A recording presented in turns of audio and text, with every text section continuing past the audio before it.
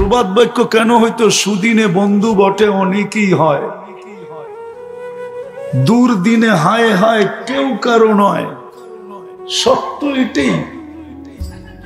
টাকা আছে, বন্ধুর অভাব নাই। টাকা নাই, কেউ তাকায় দেখবে না। চাকরি আছে তো বন্ধুর অভাব নাই। চাকরি শেষ, কেউ পাশে ফিরবে না, এই ভয়ে যে হইতে পারে আমার কাছে দাঁড় চায়া বসবে। ঠিক না? কি ভুল বলতেছি? হ্যাঁ, যতক্ষণ আছে ততক্ষণ দাম আছে, নাই দাম নাই। তা আমি যেটা বুঝাইতেছিলাম, একটা বৎসর যে চলে গেল, আর 3 ঘন্টা পরে একটা বৎসর শেষ হয়ে যাবে। নতুন একটা বৎসরের ঘড়ির কাঁটা ঘুরতে শুরু করবে। একটু চিন্তা করা উচিত যে একটা বৎসরে আমি কতটুকু অর্জন করলাম। ব্যবসায়ীর নিয়মই তো এটা যে বৎসর শেষে অডিট করে। অডিট বোঝেন? প্রত্যেক কোম্পানির অডিট হয়, প্রত্যেক প্রতিষ্ঠানের অডিট হয়, প্রত্যেক দোকানের অডিট হয়। আমার জীবনটার কি কোনো অডিট নাই? না, নাই। কার করা উচিত ছিল বলেন? নাইলে কিতাবে এই কথা লেখা আসবে কেন? হাসিবু কবলা আন তুহাসাবু। তোমার হিসাব নেওয়ার আগে তুমি তোমার অডিট করো। সূর্যটা তো এই কথা বলতে বলতেই ডুবছিল আজকে, যে লান আউদ ফি হায়াতিকা আবাদা। হতে পারে আর কোনদিন তুমি আমাকে উঠতে নাও দেখতে পারো। আজকে সূর্যটা কিন্তু আমাদের দেশে ডুবার সময় এই চিৎকার দিতে দিতে ডুবছে, লান আউদ ফি হায়াতিকা আবাদা। হতে পারে আমি তোমার জীবনে আর কোনদিন উদিত হব না। আজকেই শেষ। তুমি উদিত দেখলে আমাকে, কালকে নাও দেখতে পারো। বিদায় একটা বৎসর যে চলে গেল, আমার জীবনের অডিট কি? কতটুকু অডিট করলাম? 1 বছর শ্বাস অক্সিজেন কান নিছেন? হ্যাঁ, আমি কয়েকটা জিনিস দেখাবো, একটু কান পাইতা ভালো মতো শুনতে হবে। ডেলি 500 লিটার 550 লিটার অক্সিজেন নিছি, তো 365 দিনে কতটি নিছি? ডেলি যদি 550 লিটার হয়, 1 বৎসরে আমি অক্সিজেন নিলাম কতগুলা? ডেলি যদি 550 লিটার হয়, তাহলে 1 বৎসরে আমি কতটুকু নিলাম? 550 ইন্টু 365, 2,750,000 লিটার অক্সিজেন নিছি। 2,750,000 লিটার অক্সিজেন নিছি। ও যুবক, এর বিনিময়ে তুমি কয়বার আল্লাহ বলছো? বলো, বলো আমাকে, কয়বার আল্লাহ বলছো? বলুক নারীরা, কয়বার আল্লাহ বলছে 1 বৎসরে? কয়বার আল্লাহকে ডাকছি? এটাই তো অডিট ছিল। অডিট তো এটার নামই, যে 365 দিন আমাকে সুযোগ দিল, আমি বিলকুল প্রান্তে চলে আসলাম। আর 3 ঘন্টা পরে নতুন একটা বৎসরের চাকা ঘুরতে থাকবে। একটা বৎসর পার করলাম, শুধু তো আমি অক্সিজেন দেখাইলাম যে আমি 2,750,000 লিটার অক্সিজেন নিছি, ডেলি 550 লিটার হিসাবে। আমি তার বিনিময়ে কয়বার আল্লাহ বলছি?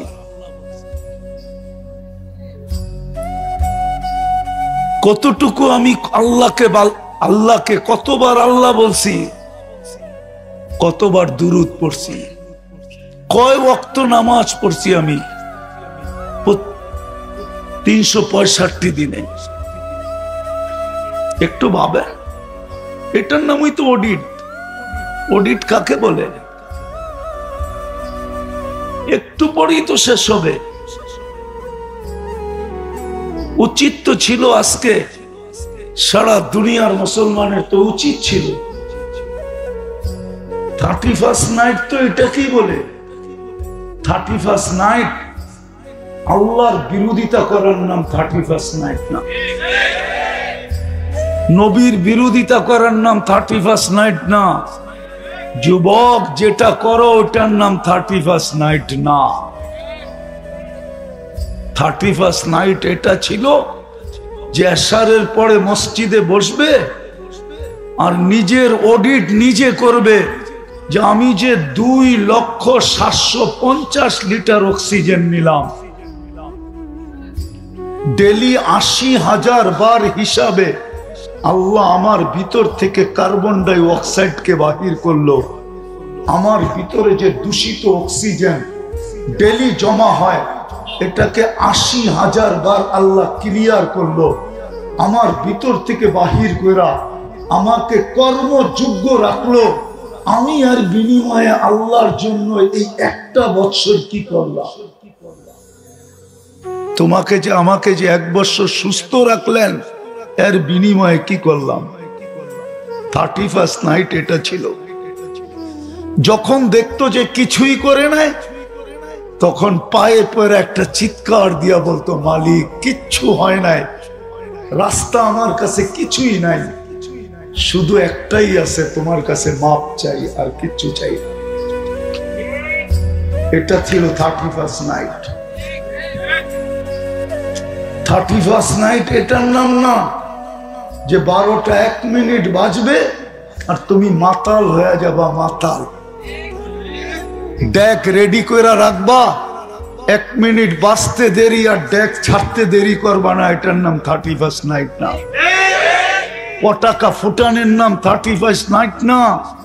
হইহুল্লা করার নাম 31st নাইট না। তোমার মুসলমানের জন্য না।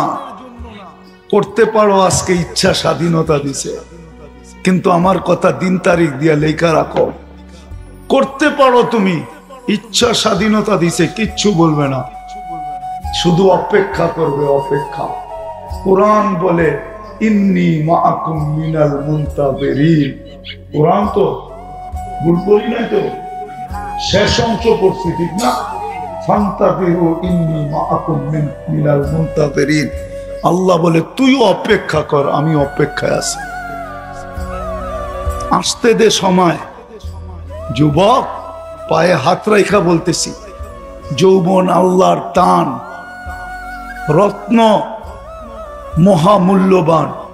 সমগ্র সম্পদের বিনিময়ে কলিকাতা হারবাল থেকে যৌবন কিনা যায় না, মডার্ন হারবাল থেকে কিনা যায় না, আমেরিকান হারবাল থেকে কিনা যায় না, চাইনিজ হারবাল থেকে কিনা যায় না, দুনিয়ার কোন ফ্যাক্টরিতে তৈরি হয় না। এটা আল্লাহ প্রদত্ত যৌবন, আল্লাহ প্রদত্ত। নারীর নারীত্ব আল্লাহ প্রদত্ত, তোমার পুরুষত্ব আল্লাহ প্রদত্ত। নাইলে আল্লাহ দেখায়া দিছে, তোকেও পারতাম 3য় লিঙ্গ বানায়া দিতে, পোলাপান তোকেও পিছে তালি বাজাইতো আর মজা নিত। কি পারতেন না? না পারতেন না? 3য় লিঙ্গ চিনো?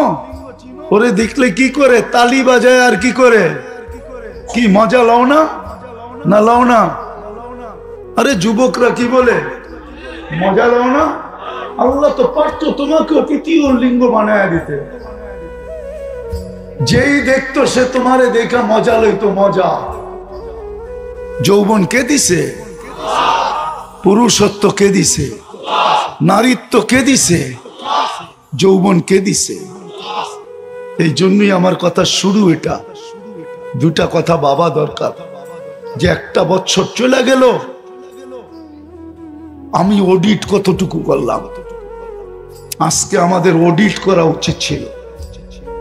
অডিট, যে 1টা বছরে আমি আল্লাহর কিনা ভোগ করছি। যুবক যৌবন ভোগ করছে, নারী নারীত্ব ভোগ করছে, পুরুষ পুরুষত্ব ভোগ করছে, শ্বাস প্রশ্বাস কান নিছি। অক্সিজেন কে দিছে? ডেলি যদি 36 বার কিডনিকে ডায়ালিসিস করেন আল্লাহ, ডেলি 36 বার তাহলে 365 দিনে আল্লাহ কয়বার? ডেলি 36 ইন্টু 365, 365 12,775 বার তোমার কিডনি ডায়ালিসিস করছে। 12,775 বার তোমাকে সুস্থ রাখার জন্য, কর্মযোগ্য রাখার জন্য। কর্মযোগ্য বুঝো? কর্ম করার মতো ক্ষমতা রাখার জন্য। যদি না করতেন, ও যুবক, তুমিও তো হইতে পারতো মানুষের কাছে ভিক্ষা করতা, যে আমি কিডনির রোগী, ডায়ালিসিস করতে পারি না, আপনি আমাকে কিছু সাহায্য করেন। পারতে না? পারতে না?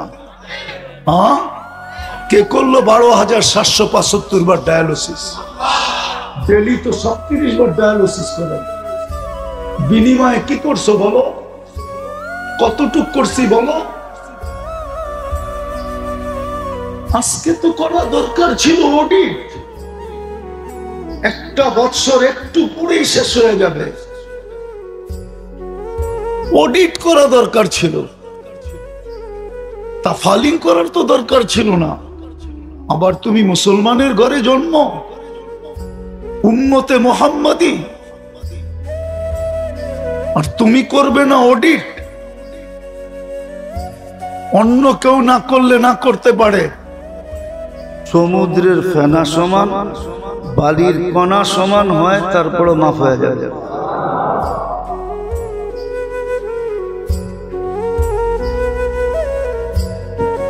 একবারে বললেন। এই দুরূদ যে 3 বার পড়ে, আস্তাগফিরুল্লাহ আল্লাযী লা ইলাহা ইল্লা হুয়াল হাইয়ুল কাইয়্যুম ওয়া আতুবু ইলাইহি, লা হাওলা যেতে হবে না। কঠিন? 3 বার পড়লে সব গুনাহ মাফ। সমস্ত গুনাহ মাফ। এক সাহাবী পড়তেছিলেন, মাগফিরাতুকা আওসাউ মিন যুনুবি, রহমাতুকা আরজা ইনদি মিন আমালি। আল্লাহর রাসূল দূরের থেকে শুনতেছিলেন। আল্লাহর রাসূল বলতেছেন, আরেকবার পড়। তো আরেকবার পড়ছে। আল্লাহর রাসূল বলছে, আরেকবার পড়। আরেকবার পড়ছে। কয়বার হলো? আল্লাহর রাসূল বলতেছে, তোর পিছনের সব মাফ। কঠিন? হায় হায়, সত্য তো এটাই ছিল। সত্য তো এটাই ছিল। সত্য তো এটাই ছিল যে মুসলমান এগুলাই করবে, আর মুসলমানের সুখ শান্তি দেখা মানুষ, অন্যেরা ঈর্ষা করবে, আর টাকা দিয়া হইল এই শান্তি কিনা নিতে চাবে, এই শান্তির সমাজে থাকতে চাবে। এটাই ছিল নিয়ম। কিন্তু আফসোস, বুঝাইতে পারি না, বুঝতেও পারি না। আমি বুঝতে পারছি না, আপনাদেরকে বুঝাইতে পারছি। এই জন্য মেরে দোস্ত, আল্লাহ ছাড়া আমাদের জীবন চলবে না। কেননা আপনাকে সদিচ্ছায় মুসলমানের ঘরে পাঠাইছে, সদিচ্ছায় উম্মতে মুহাম্মাদি বানাইছে। বিদায় আপনার বিধান অন্যের বিধান এক হইতে পারে না।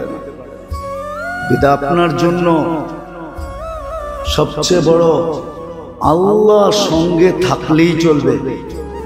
আর আল্লাহর থেকে দূরে সরানোর এটা আল্লাহই জানায় দিয়েছেন, নাহলে আমাদের জানার কোনো রাস্তা ছিল না। চিত্রটা ওরকম কিরকম বিদগুটে খারাপ, ঠিক না? ভয়ঙ্কর। তো বাইবা একটা চিত্র আঁকছে, ওইখানেই দেখতেছে একজনে দাঁড়ায় দাঁড়ায় চিত্র দেখতেছে, সুদর্শন চেহারা, সেমন দাড়ি, সেমন পাগড়ি, সেমন জুব্বা। তো জিজ্ঞেস করছে, ভাই তুমি কে? এই চিত্র?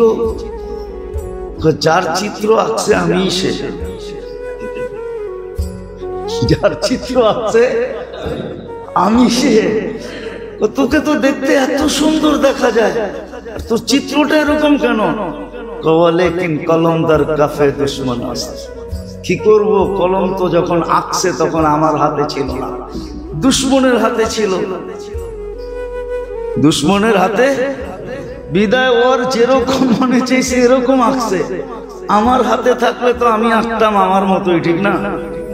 শয়তান তো ধরাও যায় না, ছোঁয়াও যায় না, দেখাও যায় না।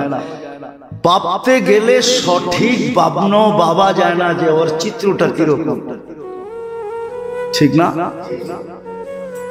তাইলে আমাদের জানার কোনো রাস্তা ছিল না যে ওকে ভাগাবো কি করে। এই জন্য আল্লাহ আমাদেরকে পদ্ধতি দিয়েছেন। মেরে দোস্ত, কিচ্ছু না করতে পারেন, কিচ্ছু না করতে পারেন, একটা কাজ করেন।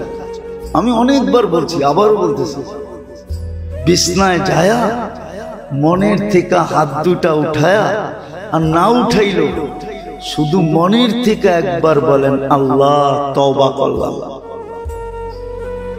এই শব্দটা কি বলা যাবে না?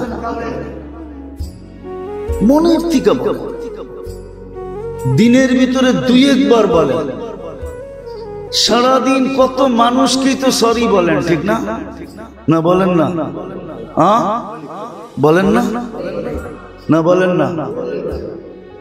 এমন লোক নাই ডেলি দুই একবার সরি না বলে কাউকে। মাপ চাই বাবা, বলেন না? হ্যাঁ, তো আল্লাহকে 2, 4, 10 বার এই কথা বলতে অসুবিধা কি? আল্লাহ মাপ চাই। কিন্তু আপনি যাকে বললেন মাপ চাই, সে যতটুকু খুশি হলো আপনি জানলেন না। আমি হাদিস শুনাইতেছি আপনাদের। বান্দা যখন মনের থেকে তওবা করে, আল্লাহ সমগ্র আকাশকে আলো দ্বারা সুসজ্জিত করে। বিশেষ ফেরেশতা আছে, ওরা এই কাজে নিয়োজিত। তো অন্য ফেরেশতারা জিগায় এই সুসজ্জা কেন? তোরা জবাব দেয় আবদু তাবা আবদুম মিন ইবাদিল্লাহ, আল্লাহর বান্দা থেকে একজন বান্দা আজকে ভুল বুঝা আল্লাহর কাছে তওবা করছে। এই খুশিতে এই সজ্জা। এই জন্য ডেইলি 2-4 বার আল্লাহকে সরি বলেন, ইনশাআল্লাহ শয়তান থেকে বেঁচে যাবে। বাকি আরো কয়েকটা রয়ে গেছে, সুযোগ থাকলে পরে শোনানো হবে। আল্লাহ যদি হায়াত রাখে, সুযোগ হয়, দেখা হয়, তাহলে ইনশাআল্লাহ শোনানো হবে ধাপে ধাপে। কিন্তু আজকে এটা দিলে খাইথানেন যে ডেলি সকালে হোক বিকালে হোক, যখনই মনে উঠবে তখনই কমসে কম তওবা করব। আর আল্লাহ আল্লাহ জিকির করা মনের মাধ্যমে অভ্যাস করব। পারবেন? হ্যাঁ না? ইনশাআল্লাহ কয়া বাইরে যারা ভুলে যাবেন, কেন ও কিন্তু আমাদের সাথেই আছে। ও হাসতেছে, ও বলতেছে মৌলবি তুই যতই তেল মারোস না কেন, বাইরে আমি এমন স্প্রে বানাইছি। দেখেন না, আধুনিক স্প্রে আসছে এখন, দেখছেন? দেখেন নেটে, দেখেন। আমরা তো আমার চেয়ে বেশি দেখেন, ঠিক না? আধুনিক বিভিন্ন ধরনের স্প্রে আসছে। স্প্রে চিনেন তো? পুরা রং উঠানের স্প্রে, কত কিছু যে মানুষ বানাইতেছে কেমিক্যাল দিয়া। শয়তান কয় তোরা যতটি বানাস, আমি সুপারটা বানায় থুয়া দিছি। মৌলবি যতই তেল মারোস না কেন, বাইরেতে দে এক স্প্রে সব সাইজ। কি এটাই হবে? এটাই হবে? এটার জন্য দোয়া আছে, লা হাওলা ওয়ালা কুওয়াতা ইল্লা বিল্লাহ। এটা আরশের ভান্ডার থেকে এই উম্মতকে আল্লাহ দিছেন। লা হাওলা ওয়ালা কুওয়াতা ইল্লা বিল্লাহ। কসম খোদা, এটার আমেল তো কেউ হয় নাই। যদি কেউ আমেল হইতে পারে, এটা খোদার কসম। ওই হাত দিয়া খলিফা বুরুজ উঠায় এরকম রেখা দিতে পারবে, ওটার প্রমাণ আছে আমার কাছে। যদি এটার আমেল হইতে পারে, লা হাওলা ওয়ালা কুওয়াতা ইল্লা বিল্লাহর যদি আমেল হইতে পারে, তাহলে ও পাহাড় এরকম আঙ্গুল মাইরা হাতে উঠাইয়া এরকম দাঁড়া করায় থাকে। কেননা ফেরেশতাদেরকে যখন আল্লাহ আরশ উঠাইতে বলছিলেন, তখন ওরা বলছে কাইফা তাহাম্মালু ওয়া আলাইহি ইজ্জাতুকা ওয়া জালালু, কি করে উঠাবো যার উপরে আপনি স্বয়ং। তো আল্লাহ বলছিলেন কুল লা হাওলা ওয়ালা কুওয়াতা ইল্লা বিল্লাহ। তো আল্লাহ এমন শক্তি ভিতরে আসছে যে এখন পর্যন্ত উঠায় রাখছেন, যতদিন চাবেন ততদিন উঠায় রাখবেন। এই কথা প্রমাণ করে যে লা হাওলার যদি আমেল হইতে পারে, তাহলে কসম খোদার দুনিয়ার যে কোনো ওজনদার জিনিস সে আঙ্গুলের ইশারায় উঠায় রাখতে পারবে। কিন্তু আমেল হইতে হবে, শুধু বললেই হবে না। সব জিনিসের ডোজ আছে, ডোজ আছে না, মাত্রা আছে, ঠিক না? আপনাকে মাত্রা শিখতে হবে। আল্লাহ আমাদেরকে আমল করার তৌফিক দান করেন। ওমা আলাইনা ইল্লাল বালাগ মিন রাউফুর রহিম সাল্লাল্লাহু আলাইহি ওয়া আলা আলিহি ওয়া আসহাবিহি সালাতান ওয়া সালামান তুনাজ্জিনা বিহা মিন জামিল আফওয়ালি ওয়াল আফাত وتقضي لنا بها جميع الحاجات وتطهرنا بها من جميع السيئات وترفعنا بها عند الله أعلى الدرجات. أما بعد فأعوذ بالله من الشيطان الرجيم. بسم الله الرحمن الرحيم.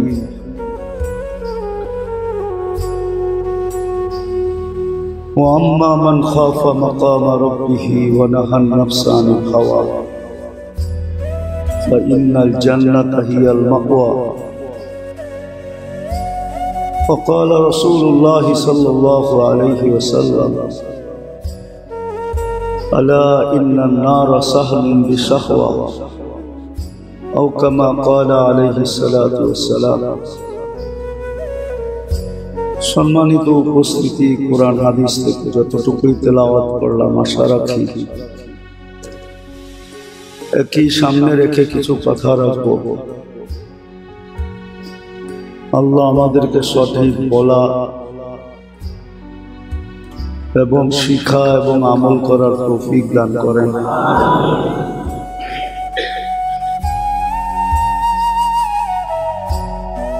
জন্মলগ্ন থেকেই আল্লাহ মানুষকে সতর্ক করতেছিলেন।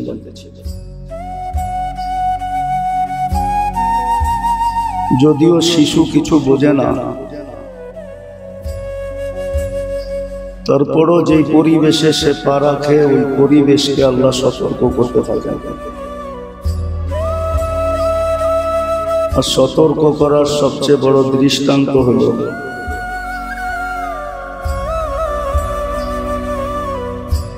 যাদের কোলে সে জন্ম নেয়, যেই ঘরে সে আসে, যেই পরিবারে আসে, যেই ফ্যামিলিতে আসে, যেই সমাজে আসে, সবাইকে কিন্তু সে সতর্ক বানিয়ে দিতে দিতে আসে। আর এটার প্রমাণ হলো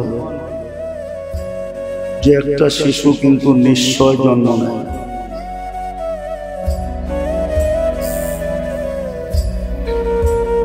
এতটুক নিশ্চয় জন্ম নেয়, অসহায় জন্ম নেয়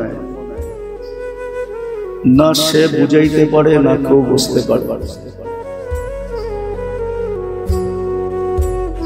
আজকে আমরা যেখানে বসে আছি,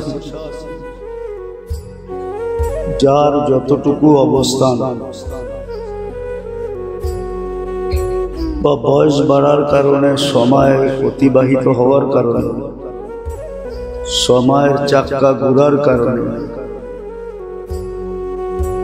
বর্তমানে আমরা যে অবস্থানে আছি, শারীরিকভাবে, গঠনগতভাবে, এটা পরিপূর্ণ পূর্ণতা আল্লাহর পক্ষ থেকে আসছে। এখানে মানুষের কিঞ্চিত হাতও ছিল না। আগেও বলছি, এখনো বলতেছি, হাদিসে সুস্পষ্ট আছে চিত্র আল্লাহ তুলা ধরছেন। বোঝা গেল প্রথম দিন থেকেই পরিবারকে, মা বাবাকে, ফ্যামিলিকে, ঘরকে, সমাজকে আল্লাহ যেমন বুঝাইতে চাইছেন, চিত্রটাও বুঝাইতে চাইছেন যে আল্লাহ ব্যতীত এটা এক সুতাও আগে বাড়ার ক্ষমতা রাখে না। এই জন্য মাঝে মাঝে কিছু প্রতিবন্ধী হয়। প্রতিবন্ধী আল্লাহ কারো উপরে জুলুম করেন না, যে জুলুম করে প্রতিবন্ধী বানায় দিয়েছেন না, এটাও একটা উপদেশ হিসাবে বানায় দিয়েছেন। এটাও একটা উপদেশ। শর্ট ফিগার হওয়া এটাও প্রতিবন্ধীর অন্তর্ভুক্ত। লম্বা না হওয়া এটাও কিন্তু প্রতিবন্ধীর অন্তর্ভুক্ত। অঙ্গহানিতা নিয়ে আসা এটাও প্রতিবন্ধীর অন্তর্ভুক্ত। এটা দিয়ে আল্লাহ বুঝাইতে চাইতেছে, দেখো তোমাদের টেকনোলজি, তোমাদের প্রযুক্তি, তোমাদের বিজ্ঞান, তোমাদের লেখাপড়া এত উন্নত, তারপরও এটাকে দূর করার কোনো রাস্তা নেই। এটাকে প্রতিরোধ করার কোনো রাস্তা মানুষের কাছে নেই। আবার গরিবের ঘরে যেরকম প্রতিবন্ধী, আপনি হিসাব করলে দেখবেন ধনীর ঘরে প্রতিবন্ধীর মাত্রা বেশি। আপনি সার্ভে করেন, হয়তো আপনি ওদেরটা জানেন না, এই জন্য আপনার নলেজ নেই। বিত্তশালীদের ঘরে প্রতিবন্ধী বেশি, এটা মনে হয় অনেকের বিশ্বাস হয় না, ঠিক না?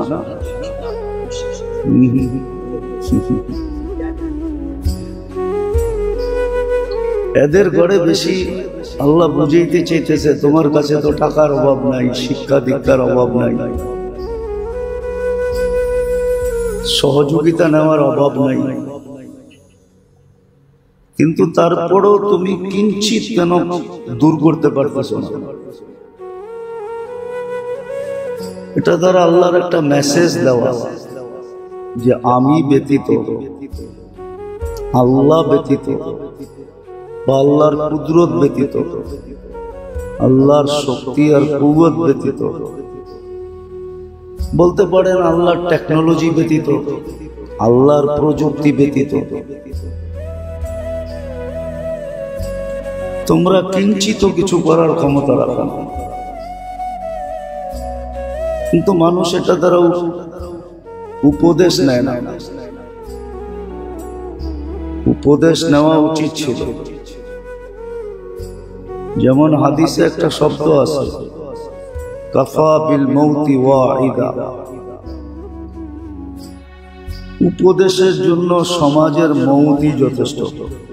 সমাজে একজনের মরা এটা সবার জন্য উপদেশ হিসাবে যথেষ্ট। সে যদি উপদেশ গ্রহণ করে, তাহলে একজনের মৌত দেখা সবার সতর্ক হওয়া, উপদেশ গ্রহণ করা যথেষ্ট। কিন্তু কেউ উপদেশ গ্রহণ করে না, বরং এটার জন্য একটা শব্দ বাহির করে নিছে। একটা শব্দ মানুষ ব্যবহার করে, এটাই সিস্টেম, এটাই প্রকৃতির রীতি আর নীতি। এরকম অনেকগুলো শব্দ আছে বাংলায় যেগুলো ব্যবহার করে, ব্যবহার করে নিজের ভিতরে যে উপদেশ নিবে এই জিনিসটাকে দূরে সরায় দেয়। এটা বুঝাইতেছি এই জন্যই যে আসলে মানুষ যদি আল্লাহর কাছে না হইল,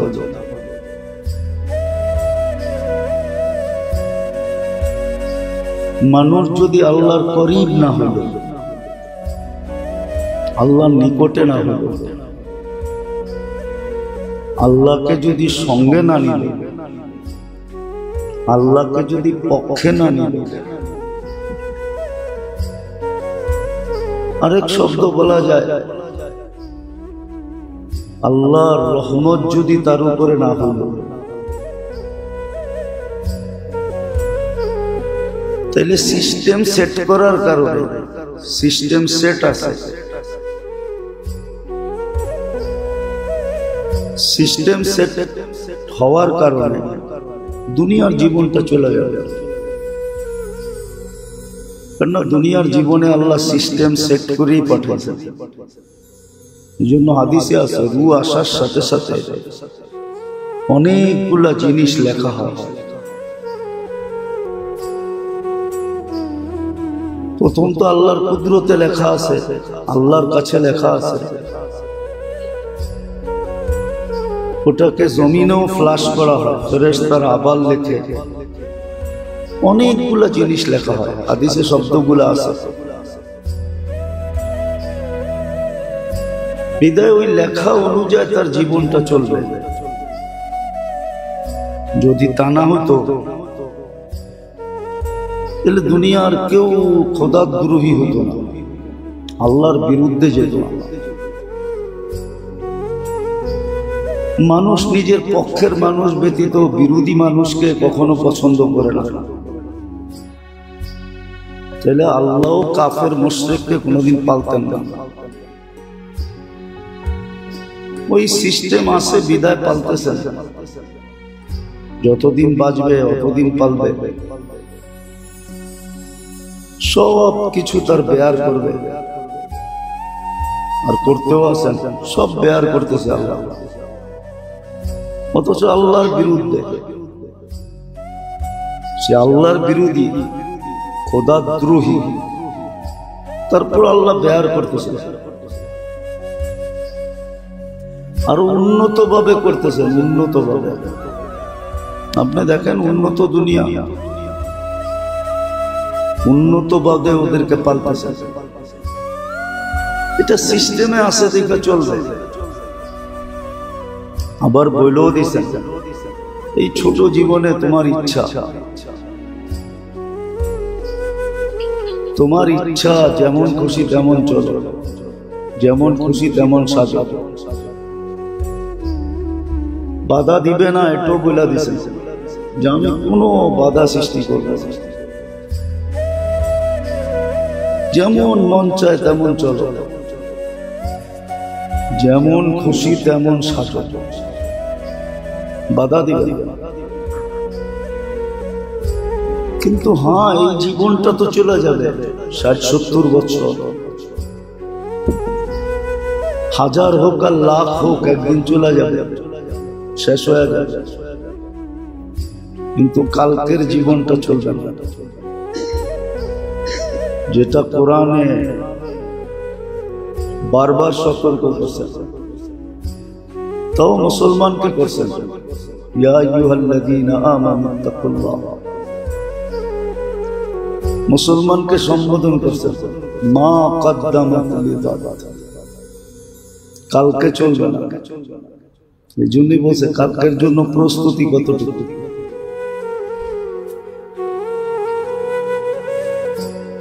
আজকে চলে যাবে, কালকে চলবে না। এই জন্য মোটা কথা বুঝাইতে চেয়েছি, আল্লাহকে সঙ্গে নেওয়া, আল্লাহর কাছে হওয়া, তাকাররুব ইলাল্লাহ হওয়া, এটা মুসলমান উম্মতে মুহাম্মাদীর জন্য একান্ত জরুরি, একান্ত জরুরি। আর এটাই সত্য,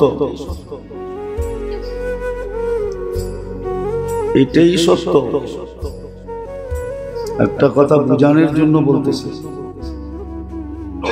দুনিয়া দারুল আসবাব।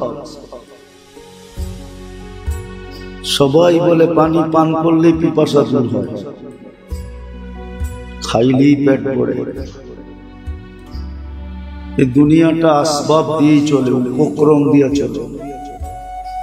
আমিও মানি চলে, আমিও মানি চলিয়ে, অথচ উম্মতে মুহাম্মাদিয়ার মুসলমানের কোন জিনিস আসবাবের সাথে সংযুক্ত না।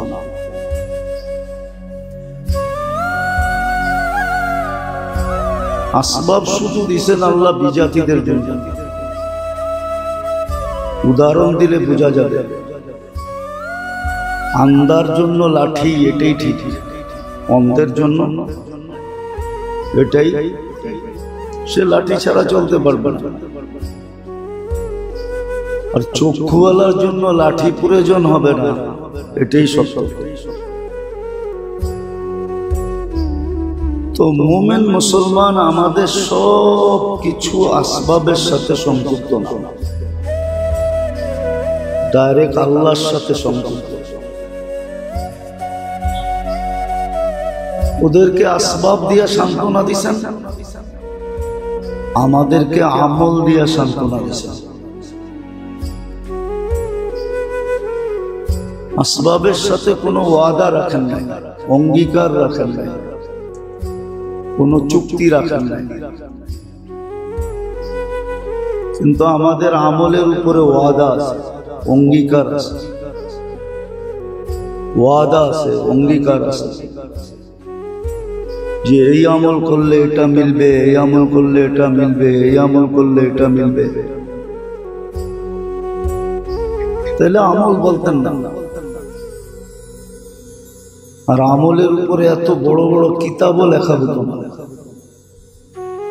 উম্মতে মুহাম্মাদি আমরা যারা মুসলমান, যারা আমাদের সব কিছু আমলের সাথে সংযুক্ত। মানিয়েন না মানি,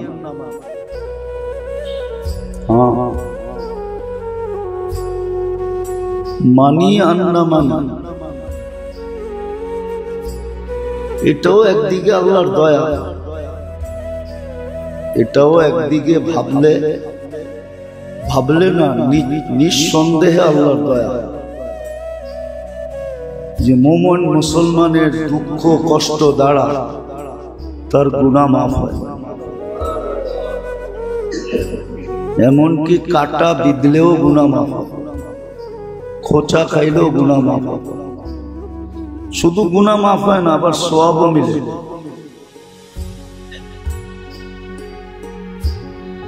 কিন্তু আমরা বুঝতেও পারি না, বুঝাইতেও পারি না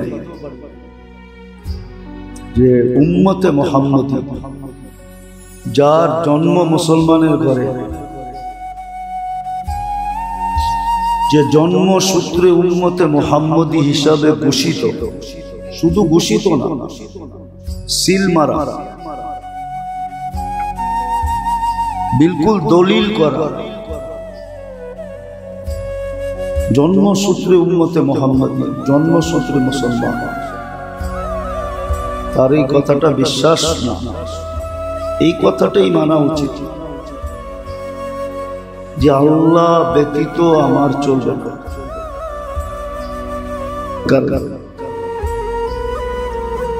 ওই বাধাগুলা জানিও না, ওই বাধাগুলা শিখিও না, আবার ওই বাধার থেকে কিভাবে বাহির হইতে হবে এটাও জানি না। বিদায় আমরাও ওদের মতো পেরেশান, আমরা ওদের মতো পেরেশান, বিজাতির মতো আমরাও পেরেশান, বিজাতির মতো আমরাও ক্লান্ত, বিজাতির মতো আমরাও ছুটতে থাকি, আমরাও দৌড়াইতে থাকি, আমরাও ভাগতে থাকি, আমরাও মাথার ঘাম পায়ে ফেলতে থাকি, আমরাও ক্লান্ত হইতে থাকি। হইতে হইতে এক পর্ব আসে যে আমরাও বিছনায় পড়া যাই ওদের মতো। কিন্তু আমাদের পড়া উচিত ছিল না, আমাদের পড়া উচিত ছিল না, কারণ আমরা একটা কথায় বিশ্বাস করি, বলে কপালের লেখন না যায় খণ্ডন।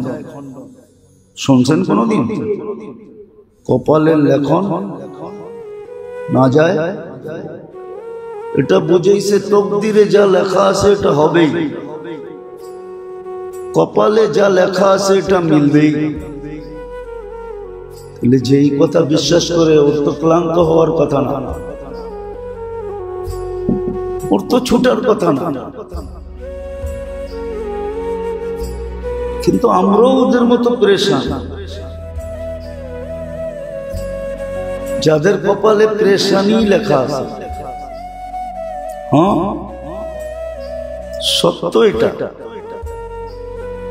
আমরাও বিজাতির মতো সারাদিন মাথার ঘাম পায়ে ফেলতে থাকি, সারাদিন ছুটতে থাকি, সারাদিন দৌড়াইতে থাকি। আমরাও ওদের স্লোগানই ব্যবহার করি, পরিশ্রম করো ধন আসবে, ধন আসলেই তোমার কাছে প্রসাদনী আসবে,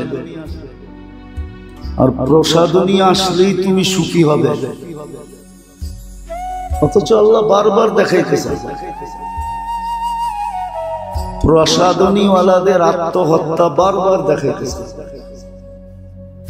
বছরে 2-4-20টা দেখান আল্লাহ। এই বাংলাদেশে 2-4-10টা ঘটে প্রতি বছর, যে প্রসাদনীর কোনো অভাব নেই। প্রসাদনী বোঝেন তো?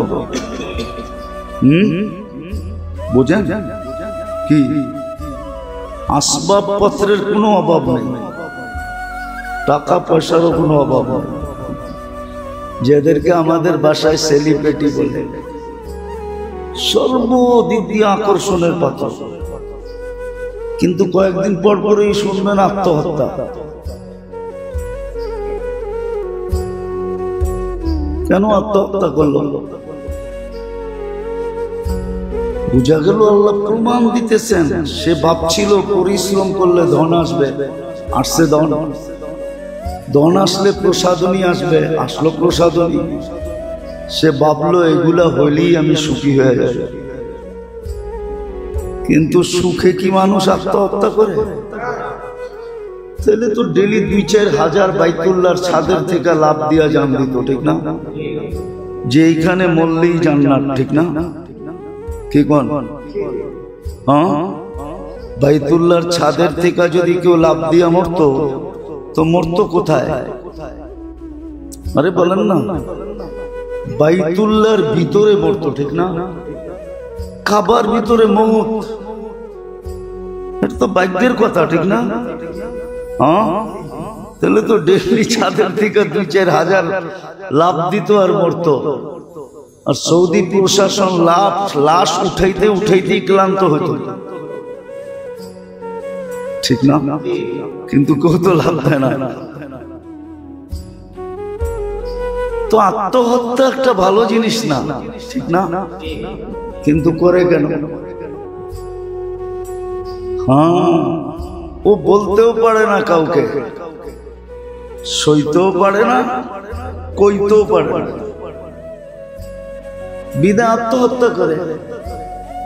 তো মোট কথা এটাই বোঝা গেল, এটাই মাইনা নেন। না মানতে চাইলেও মন জোর করে মেনে নেন যে যাকে মুসলমানের ঘরে জন্ম দিয়েছেন, জন্মসূত্রে যাকে উম্মতে মুহাম্মদী বানায়া শ্রেষ্ঠ উম্মতের সিল কপালে লাগায় দিয়েছেন, ও আল্লাহ পাওয়া ব্যতীত ওর জীবন চলবে না, ওর জীবন চলবে না। কেননা দুনিয়া তো এটা সত্য, সবার জীবন ধারা এক না, সবার জীবন ধারা এক না। আছে গ্রামগঞ্জে পান্তাবাক মরিচ পোড়া দিয়া খায়া তারপরও দাঁড়ায় আলহামদুলিল্লাহ বলে, আর দুনিয়াকে হজম করে দেখায়। আর পাবেন ঢাকা শহরে পান্তাবাতের কাজ দিয়া হাইটা গেল নাক ছিটকায়, সকালে পান্তা ভাত খাম কেমনে? ওর পরোটা রুটি ছাড়া সকালে হয় না। পান্তা ভাত কেন, গরম ভাত দিলেও খাবে না, ঠিক না? ও একই কথা বলবে, সকালে ভাত খায় কি করে, ঠিক না? তো জীবন দ্বারা সবার জন্য এক না। বাঙ্গা খাটে সবাই ঘুমাইতে পারে না, বাঙ্গা খাটে পারে নাকি? বাঙ্গা খাটে সবাই ঘুমাইতে পারে না। আমরা দেখছি অনেককে, আমরা দেখছি অনেককে মসজিদে পর্যন্ত আসে না। বললে মানবেন কিনা মানি না জানি না। বলছে মসজিদের অবস্থা যেরকম পেশাব পায়খানার, আমার যদি পেশাবে ধরে তো আমি পেশাব করবো কেন? আপনাদের পেশাব পায়খানা তো আমাদের উপযোগী না। হ্যাঁ, মনে হয় আপনি আমার এই কথা মানতেছেন না। আমাদের উপযোগী তো না, এই জন্য মসজিদে পর্যন্ত আসে না। তো সবার জীবন ব্যবস্থা, জীবন ধারা এক না। যদি এটা আপনি মানেন, তাহলে মুসলমান আর কাফের জীবন ধারা এক হয় কি করে? এটা কেন মানেন না যে কাফের আর মুসলমানের জীবন ধারা এক হয় কি করে? আপনাকে মুসলমানের ঘরে জন্ম দিল আর আপনার প্রত্যেক জিনিসের বেনিফিট দিল। কোন কাফের তো এই সওয়াব পায় না। নাফাকাতুকা আলা নফসিকা সাদাকা। অথচ আপনি মুসলমানের ঘরে জন্ম নেওয়ার কারণে সারা দিন যান নিজের উপরে খরচ করেন। নিজের উপরে বোঝেন কি? সকালে নাস্তা খাইলেন, একটু পরে পরে চা খাইলেন, রাস্তা দিয়ে হাঁটতে যায় চা পাইলেন এটাই খাইলেন, আবার 3 বেলা ভাতও খাইলেন। এই সব কিছু খরচার আপনি যা ডেলি করলেন, যেটাকে আমাদের শব্দে বলে পকেট খরচ, এই পুরাটা সদকা করার সওয়াব প্রতিদিন আপনি পাইতেছেন। এই সওয়াবটা তো কাফের পায় না, পায় না কি? না মনে হয় পায়। এই সওয়াবটা তো পায় না। এখন আপনার থেকে বাদ দেন, নাফাকাতুকা আলা আয়ালিকা সাদাকা। সারাদিন পরিবার পরিজনের প্রয়োজন মিটাইতে যায় যা খরচা করে, ওটা পুরো সদকা করার সওয়াব পায়। আর এই খরচা অর্জন করতে যায়, পরিবারের খরচাটা যোগান দিতে যায়, যেই কষ্ট করে ওটারও বিনিময় পায়, যে গাম জোরে ওটারও বিনিময় পায়। পাইতে পাইতে পাইতে পাইতে পাইতে হাদিসে আছে, শ্রম পেশার মানুষ যখন সারাদিন শ্রম দিয়া বাড়িতে ফিরে, তখন সে নিষ্পাপ ঘরে আসে। নিষ্পাপ, এরকম নিষ্পাপ যেরকম তার মা তাকে এই মুহূর্তে জন্ম দিল। রাজা কা ইয়াউমিন ওয়ালাদাতহু উম্মু, এরকম নিষ্পাপ ফিরত আসে। এই বেনিফিটটা তো কাফের পায় না, কোন বিধর্মী পায় না। আপনি মুসলমানের ঘরে জন্ম নেওয়ার কারণে পাইতেছেন, নিজেকে মুসলমান বলার কারণে পাইতেছেন, উম্মতে মুহাম্মদী হওয়ার কারণে পাইতেছেন। আপনার ঘুমও তো ইবাদত, আপনার সজাগ হওয়াও ইবাদত, প্রত্যেকটা মুহূর্ত ইবাদতে রূপান্তরিত হইতেছে। এই বেনিফিটটা আপনি কেন পাইতেছেন? বিদায় আপনার জীবন দ্বারা ওর জীবন দ্বারা এক হয় কি করে?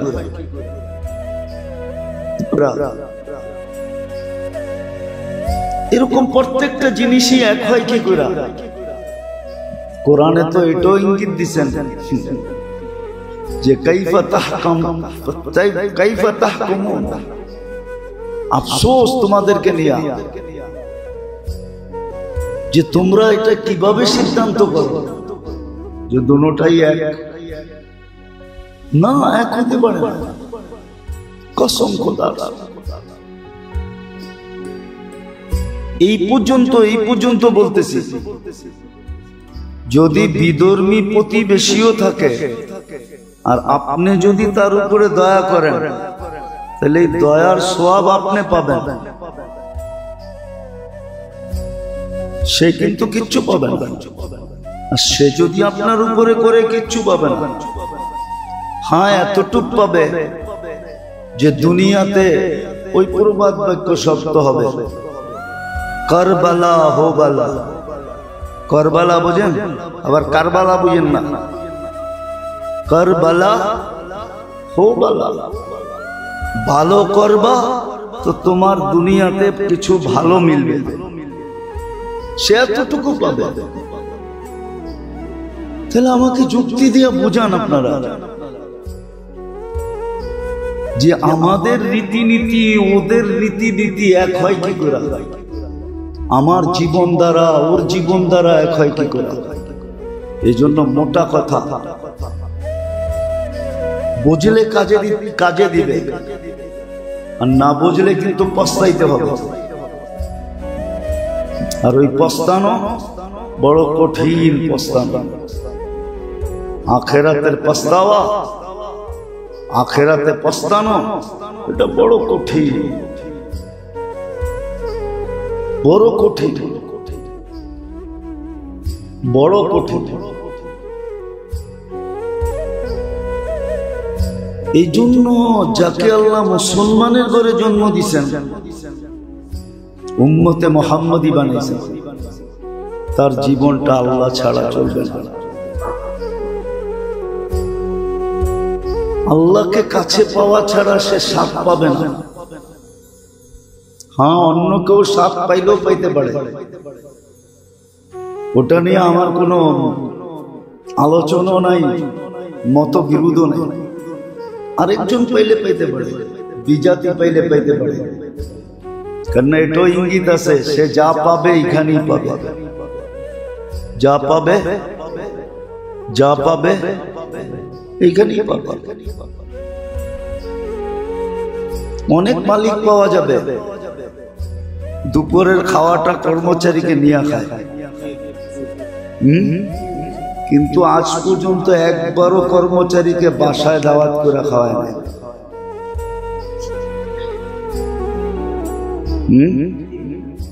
সত্য তো না ভুল বলতেছে?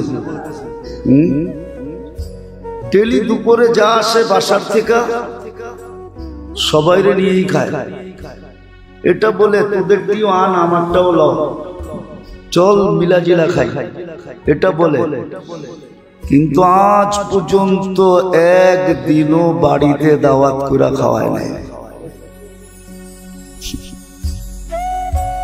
ঠিক না? না নাই? হ্যাঁ, বাড়িতে গেলে গেটের ভিতরেও ঢুকতে দেয় না।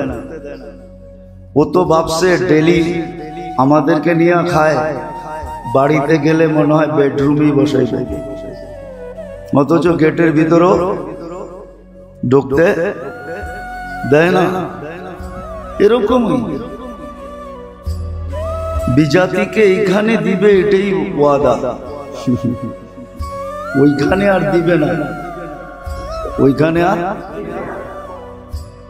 এই জন্য ভালো মতে বোঝেন। এতগুলা কথা বলতেছিলাম গত জুমার কথার উপরে, যে আল্লাহর থেকে মানুষকে কোন জিনিস দূরে করে আর কোন জিনিস মানুষকে আল্লাহর কাছে করে। নাইলে শয়তান কোনদিন শয়তান হতো না। ও যা দেখছে আমরা মরার আগে দেখতে পারবো না। ও যা দেখছে না, না মরার আগে, মরার পরেও না।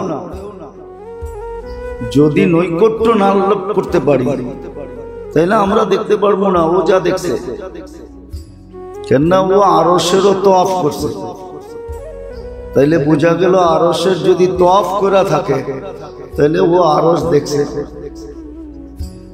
ঠিক না? এত বড় সম্মানিত ছিল। সপ্তম আকাশের ফেরেশতা ওকে আজাজিল বলে ডাকতো, সম্মানিত। ও সব কিছু দেখার পরেও কি শয়তান কোনদিন হইতো না। ও কিন্তু সবকিছু দেখে ফেলছে। এই জন্যই ও আমাদের বিরুদ্ধে লাগছে। ওর কিন্তু সব চোখে দেখা। এই জন্য আজও এক জায়গায় আসলে ও বলে, কোরআনে আছে, ফালাম্মা কাফারা ক্বালা ইন্নী বারীউম মিনকা ইন্নী আখাফুল্লাহ রাব্বাল আলামিন। যখন ওর প্ররোচনায় কোন মানুষ কুফরি কইরা ফেলে, তোর সাথে সাথে বলে ইন্নী বারীউম মিনকা, আমি তোর সাথে নাই, আমি আল্লাহকে ভয় পাই। কোরআনে আছে, এখনো বলে। এই জন্য আল্লাহকে কাছে করা, কোন জিনিস দ্বারা মানুষ আল্লাহর থেকে দূরে সরে যায়, আর কোন জিনিস মানুষকে আল্লাহর কাছে করে। একটা কথা এটারও ভাবা উচিত, প্রত্যেক জিনিসের কিন্তু স্বাদ আছে, স্বাদ কি? আচ্ছা, আমরা যে দুনিয়ার ভিতরে নাক ডুবায়া লাগছি, স্বাদ পাই তো লাগছি, ঠিক না?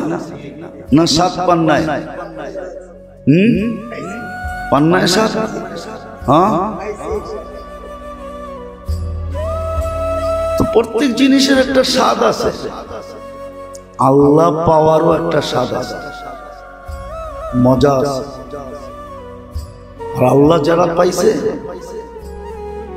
সত্যই, যারা আসলেই আল্লাহ পাইছে, ওদের স্বাদের ধারণা করতে পারবেন না যে ওরা কত বড় স্বাদের ভিতরে আছে।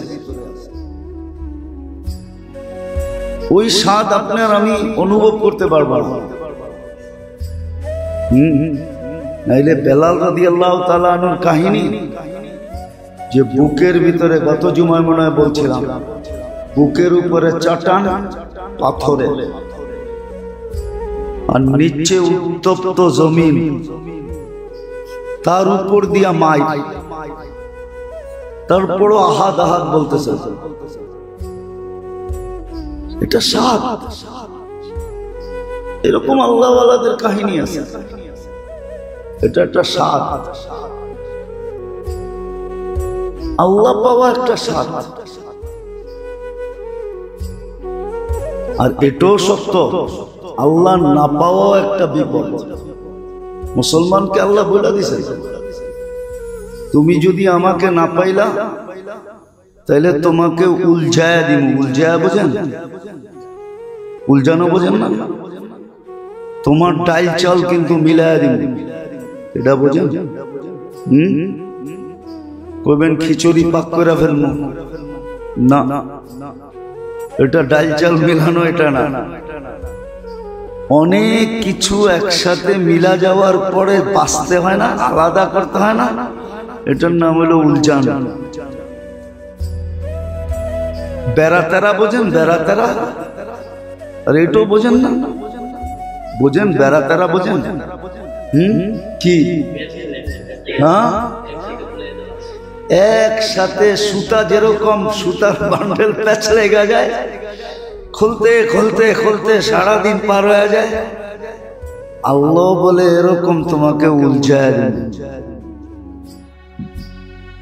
হ্যাঁ হ্যাঁ, সত্য।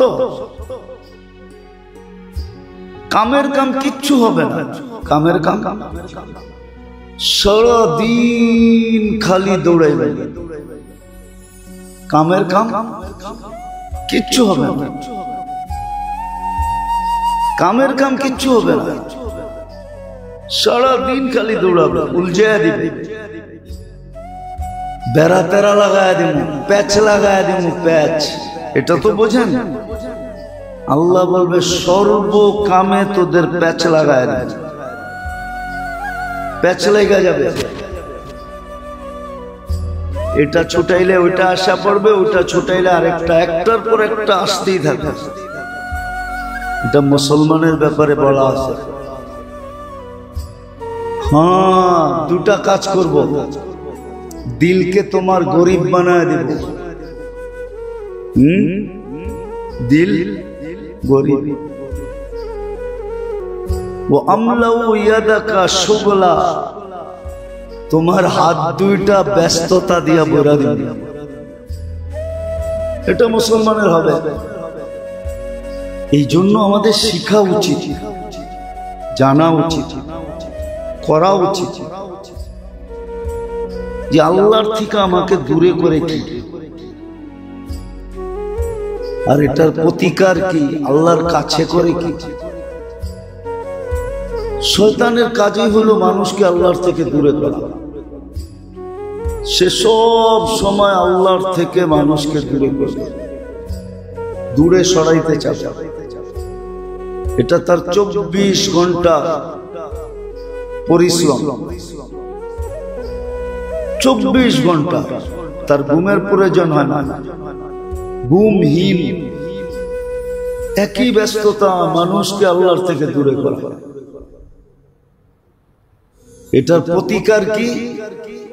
এটার প্রতিকারের জন্য আল্লাহ দিয়েছেন, আল্লাহ সহজ জিনিস দিয়েছেন, সহজ জিনিস দিয়েছেন। একটা কথা দেখাই, সারা দিনও করতে পারেন, আবার সারাদিন যদি সুযোগ না থাকে তো একবারও করতে পারবেন।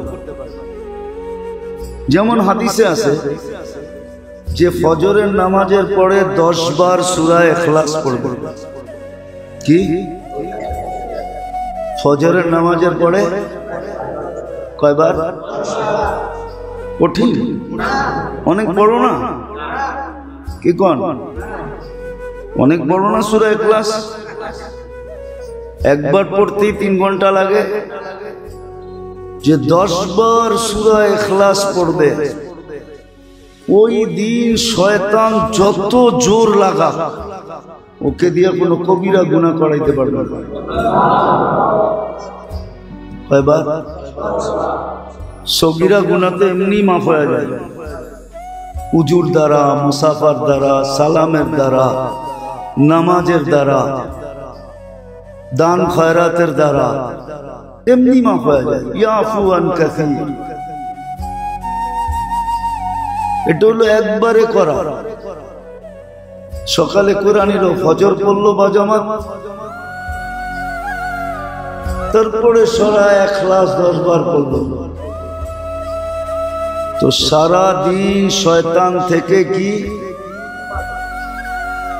কোন কবিরা গুনাহ যত জোর লাগা, শুধু শয়তান থেকে বাঁচা না, আরেকটাও আছে, জান্নাতে একটা ঘরও কমপ্লিট হবে। কি কইবেন? জান্নাতের ঘর কি আমাদের ঘরের থেকে সুন্দর নাকি? ঠিক না? আমাদের গুলা ইটের, মার্বেলের, টাইলসের, ঠিক না? কি কোন? বড় বড় আর্কিটেকচার বানাইছে, হ্যাঁ, এত সুন্দর ডিজাইন, ঠিক না? একটা কথা মনে উঠলো, এই জন্য বলতেছে, রাগ হয়ে যাবে? আল্লাহ যদি কুকুরের সেল আমাদের নাকে দিত না, তাহলে একজনও আমরা ঘরে বাস করতে পারতাম না। আমাদের পেশাব পায়খানার দুর্গন্ধে আমরা পাগল হয়ে যেতাম, পাগল। আমাদের নাকে হইল 5 লক্ষ সেল, আর কুকুরের নাকে দিছে আল্লাহ 25 লক্ষ সেল। ওই সেল যদি আপনার নাকে দিত, পাগল হয়ে যেত। তা আমরা তো মনে করি আমাদের ঘরটাই জান্নাতের চেয়ে উন্নত, ঠিক না? নাইলে তো সবার রাত্র 3টার সময় মসজিদে আইসা বসে থাকার উচিত ছিল, যে ফজর পড়েই পড়মু আর জান্নাতে একটা ঘর কমপ্লিট করব। অথচ দেখেন বাংলাদেশের সহি দলিল, সঠিক দলিলের চেয়ে আমার মনে হয় জাল দলিলের সংখ্যাই বেশি হবে। কি মনে হয়? বোঝেন না? কি বুঝছেন? জাল দলিলের সংখ্যাই 1 নম্বরের চেয়ে 2 নম্বরের সংখ্যাই। সামান্য দুনিয়া একটা বাড়ি বানানোর জন্য আপনি এত কষ্ট করতেছেন, এত ছলচাতুরির আশ্রয় নিতেছেন, এত এজাল ভেজালের আশ্রয় নিতেছেন, এত দোকা সুখার আশ্রয় নিতেছেন, অথচ পিছে তো স্লোগান চলতেছে পাইলেই কয়দিনের জন্য, পাইলেই পাইলেই কয়দিনের জন্য। পাইলেনি আপনি বাড়ি, কয়দিন বাড়িতে থাকবেন? কয়দিন? হ্যাঁ, আরে বলেন না, কয়দিন? 60-70 বছর? কতজনের তো বাড়িও আছে, ঠিক না? হ্যাঁ, আছে না? কিন্তু ওর ফ্যামিলি তো ওই বাড়িতে থাকে না। প্রমাণ দিমু? দিমু না, অনেকে রাগ হয়ে যাবে। দিমু? এই যে আহসান মঞ্জিল আছে, কে থাকতো? দুর্মিয়া নওয়াব আহসানুল্লাহ থাকতো। এর ফ্যামিলির লোকজন আছে না, ওরা থাকুক না ওইখানে যায়। সরকারি তো কার ধাক্কা দিয়ে বের করে দেবো, বেরো, এটারে জাদুঘর বানাইছি। আহসানুল্লাহর ফ্যামিলি তো আছে, আছে না? আরে যান নবাব বাড়ি গিয়ে জিজ্ঞেস করেন, ওদের কয়েকটা টেস্টি আছে না, আছে না? কে কোন বংশের আছে না, থাকুক না যা। এত বড় মাঠ, এত বড় বাড়ি থাকতে পারে, ঠিক না? হ্যাঁ, কি দিব থাকতে? হ্যাঁ, বাড়ি আছে, বংশ আছে, থাকতে পারে না, ঠিক না? সত্য তো? হ্যাঁ, এরকম কয়টা দেখাবো? সারা বাংলাদেশে অনেক আছে, গোষ্ঠী জ্ঞাতি সব আছে। আমি তো বলি, আবার শুনলে মিডিয়ায় কথা চলে যাবে, আবার ওনারা খারাপ মনে করে কিনা। বলে এই আহসান মঞ্জিল না বানায় যদি মাজার বানাইতো, তাইলেও মনে হয় কিছু কামাই এখান থেকে আসতো, তাইলে খাইতে পারতো।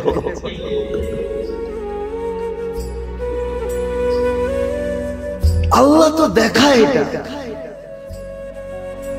বিদায় আল্লাহর থেকে মানুষকে দূরে করে সর্বপ্রথম যে জিনিস